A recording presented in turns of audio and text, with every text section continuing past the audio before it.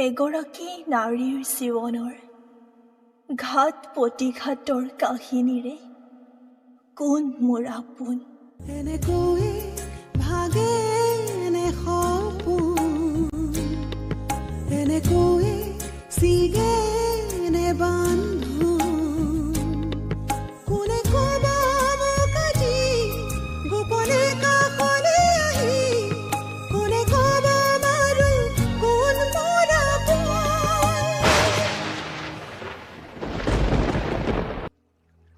মৰম শব্দটোৰ অৰ্থ বিচাৰোঁতে বিচাৰোঁতে কোনেও নজনাকৈ বুকুৰ কাষঘৰলৈ লাহে লাহে তুমি আহিলা। অচিনাকিৰ পৰা চিনাকিৰ দিশে ধাৱমান হৈ, অকলশৰীয়াৰ পৰা লগ হোৱাৰ দিশে নিভা যৌৱনৰ ৰূপমুকনি মই তোমাৰ প্ৰেমত পৰিলোঁ।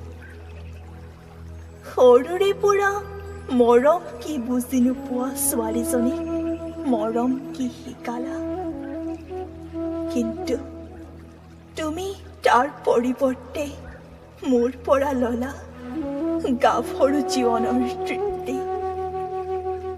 বাৰিষাৰ প্ৰজ্ৰপাত পেলোৱাৰ দৰে মোৰ শৰীৰত প্ৰজ্ৰপাত পেলাই মাৰ আদেশ অনুসৰি তুমি আঁতৰি গলা। নাজানো তুমি পুৰুষ নে কাপুৰুষ। তুমি দিয়া টেলিফোন নম্বৰটো বহুবাৰ লগালো চাৰিআলি পিছটোৰ পৰা। বহুবাৰ অন্তত এদিন তুমি ধৰিলা, মোৰ মাত শুনাৰ লগে লগে কাটি দিলা, কাৰণ তুমি পিতৃত্বৰ বোজা গ্ৰহণ কৰিব লাগে বুলি। এবাৰ নিজে ফোন কৰি কৈছিলা সন্তানটো নষ্ট কৰি পেলাবি। এইষাৰ কথা কৈয়ে তুমি সামৰিলা তোমাৰ দায়িত্ব। তুমি ভাবিছিলা নিশ্চয় এইষাৰ কথা কৈয়ে তোমাৰ মোৰ সম্পৰ্ক শেষ। সেইটো তোমাৰ বাবে শেষ আছিল। পেটতে সন্তান মাৰি বদনামৰ দাগ মুচিবলৈ মই তেনে প্ৰকৃতিৰ নাৰী নাছিলো। বদনামী হৈ জীয়াই থকাৰ ইচ্ছাৰে আধা সময় পাৰ কৰিলো। সমাজৰ পৰা আমাৰ ঘৰখন এঘৰীয়া কৰিলে। খুৰা খুৰীকনো কিমান কষ্ট দি মা দেউতাক হেৰুৱাৰ পৰা তেওঁলোকে কষ্টেৰে ডাঙৰ কৰিলে। সমাজত তেওঁলোকক তল পৰিবলৈ নিদিওঁ বুলি ভাবিও তেওঁলোকো সমাজৰ গৰিহণাৰ পাত্ৰ হ'ল। তেওঁলোকৰো এজনী ছোৱালী আছে, তাইৰো ভৱিষ্যত আছে। মোৰ দুখ দেখি তাৱৈত ল'ৰা জীৱনে মাজৰাতি চহৰলৈ লৈ আহিলে।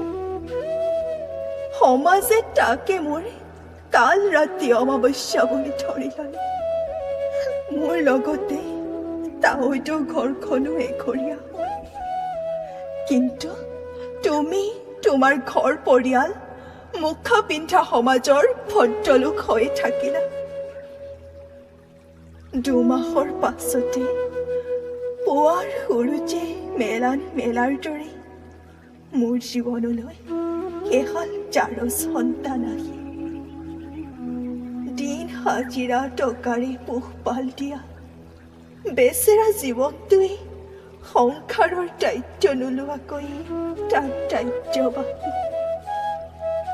যদিও সি মোৰ সন্তানহালৰ পিতৃ নহয়, তথাপিও পিতৃৰ দৰে দায়িত্ব গ্ৰহণ কৰিলে।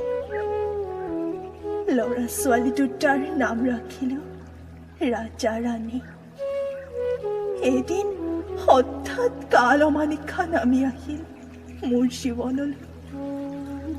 এদিন খেলি থকাৰ মাজতে ৰাজা নাইকিয়া হ'ল। পাগলৰ দৰে বিচাৰিলো, কিন্তু তাৰ কোনো সংহূৰ্তই বিচাৰি নাপালোঁ। লাহে লাহে ৰাণী ডাঙৰ হ'ল, বুজাও হ'ল। দেউতাকৰ পৰিচয় বিচাৰিবই দিয়াচোন। সকলোৰে দেউতাকক দেখি তাইও দেউতাকৰ মৰম বিচাৰোঁ।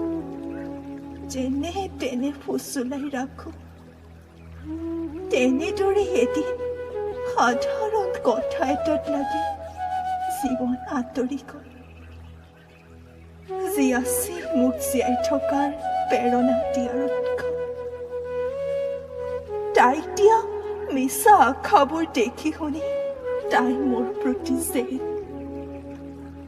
তাই নিজৰ জেদবোৰক লৈ বহুদিন নমতা কৰি থাকে।